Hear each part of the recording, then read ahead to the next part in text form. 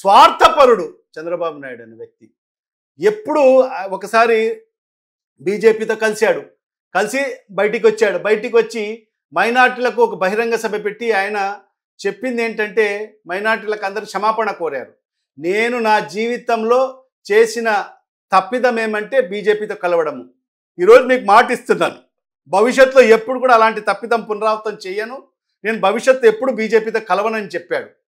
మళ్ళా 2014లో మళ్ళా కలిశాడు.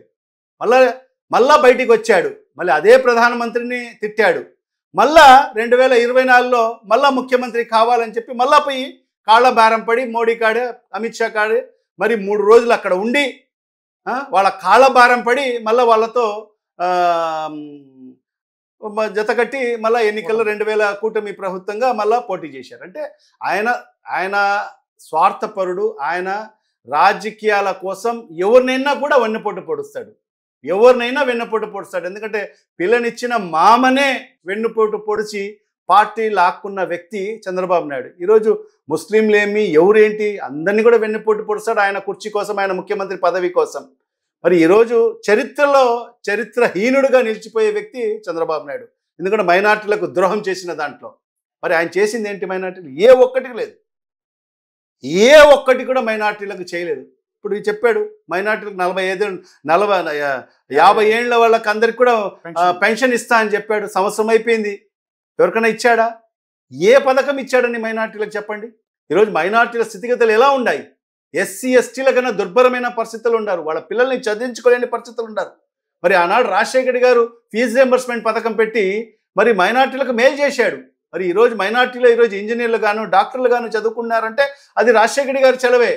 మరి దాన్ని కూడా 4% రిజర్వేషన్లు కల్పించాడు.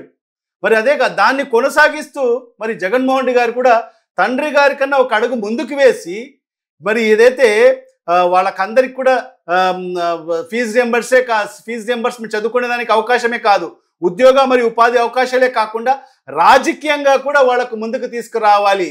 ఏ సామాజిక వర్గం అయినా కూడా అభివృద్ధి జరగాలంటే ఆ సామాజిక వర్గం రాజకీయాల్లో ముందుండాలి అనే సిద్ధాంతాన్ని నమ్మిన వ్యక్తి జగన్మోహన్ రెడ్డి గారు.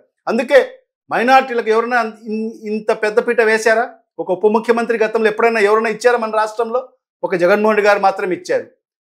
4 ఎమ్మెల్యేలుగా అవకాశం ఇచ్చాడు. 5గురికి టికెట్లు ఇస్తే 4 మాత్రమే గెలవడం జరిగింది. ఒక్కరు ఇక్బాల్ గారు ఓడిపోయారు. మొదటి విడతలో నేను ఇక్బాల్ గారికి ఎమ్మెల్సీ చేస్తానని చెప్పిన మాట ప్రకారంగా మొదటి విడతలోనే ఆయనకు ఎమ్మెల్సీగా చేశారు. మళ్ళా రెన్యువల్ చేశారు. ఆయనకు ఎమ్మెల్సీలుగా 4 అవకాశం ఇచ్చాడు మైనార్టీలకు. ఇది కంబైన్డ్ ఆంధ్రప్రదేశ్లో, ఉమ్మడి ఆంధ్రప్రదేశ్లో కూడా 4 మైనార్టీలు ఎమ్మెల్సీలుగా ఎప్పుడు లేరు. మరి ఇంత చిన్న రాష్ట్రంలో కూడా మైనార్టీలకు 4 అవకాశం ఇచ్చాడు. ఒక మహిళకు అవకాశం ఇచ్చాడు.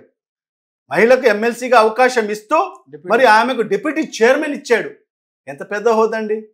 మరి గతంలో ఎప్పుడైనా చంద్రబాబు నాయుడు ఇచ్చాడా?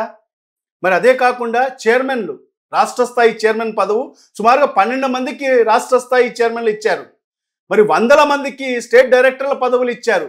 ఎవరు కూడా చేయనటువంటి విధంగా మరి జగన్మోహన్ రెడ్డి గారు రాజకీయంగా పెద్దపీట వేశారు మైనార్టీలకు.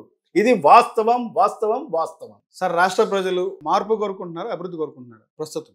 ఖచ్చితంగా ప్రజలైతే వాళ్ళు ఇచ్చిన హామీలు ఏ మేరకు కూడా నెరవేర్చలేదు అనేది ప్రజల్లో బలంగా ఉంది. మరి ఎప్పుడు ఎన్నికలు వచ్చినా కూడా ప్రజలు దానికి ఈ ప్రభుత్వానికి బుద్ధి చెప్పేదానికి సిద్ధంగా ఉండారు. మరి అనేది ఇప్పుడు మన వ్యవస్థలు అట్లా కాదు కదా. ఖచ్చితంగా ఇంకొక 4 సంవత్సరాలు మనం ఓపిక పట్టాల్సిందే. ఏదో ఈ 1 నేషన్ 1 ఎలక్షన్ అంటున్నారు, జమిలీ ఎన్నికలు అంటున్నారు.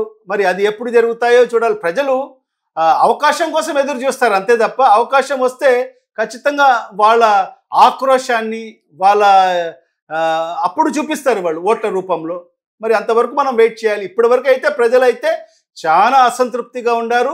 ఎవరు కూడా సంతోషంగా లేరు. ఈ రాష్ట్రంలో అన్ని వర్గాల ప్రజలు, ఒక్కరు కాదు, మహిళలు సంతోషంగా లేరు, రైతులు సంతోషంగా లేరు. రైతులైతే మరీ ఇబ్బంది పడుతున్నారు.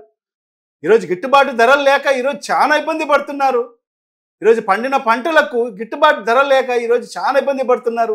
మరి ఈరోజు పిల్లలు చదివించుకోవాలంటే ఈరోజు భారం అయిపోయింది. వాళ్ళని కూడా ఈరోజు ఏదో అమ్మఒడి రూపంలో నేను ఎంతమంది పిల్లలు అంటే అంతమందికి ఇస్తా అని చెప్పారు, ఇవ్వలేదు. ఉద్యోగాలు అన్నారు, ఉద్యోగాలు ఒక్కరికి ఇవ్వలేదు. నిరుద్యోగ భృతి అన్నారు, 3,000 రూపాయలు ఇస్తామని చెప్పారు. ఒక్కరికి కూడా నిరుద్యోగ భృతి ఇచ్చిన పాపాన పోలేదు.